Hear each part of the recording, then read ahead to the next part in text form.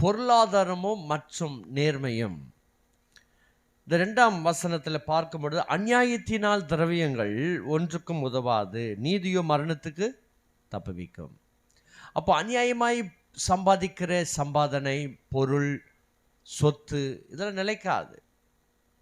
அநியாயமாய் சம்பாதிக்கிறது ஒன்று நிலைக்காது. ஆனால் நேர்மையாய் சம்பாதிக்கிறது கொஞ்சமாக இருந்தாலும் அது நிலைக்கும் இல்லை?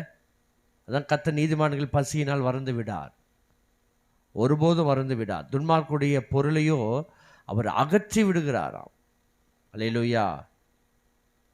அப்போ அநியாயமாய் சம்பாதித்த பணங்கள், அநியாயமாய் வாங்கின பொருட்கள், இன்னைக்கு அநியாயமாய் சம்பாதித்து அநியாயமாய் லஞ்சங்களை வாங்கி இது காணிக்கை என்ன பண்ணுறாங்க? நிறைய பேர் கோவில்களுக்கும் சர்ச்சுகளுக்கும் காணிக்கையாக கொடுத்துட்றாங்க. ஏழை எளியவர்களுக்கு நான் போடுறேன்.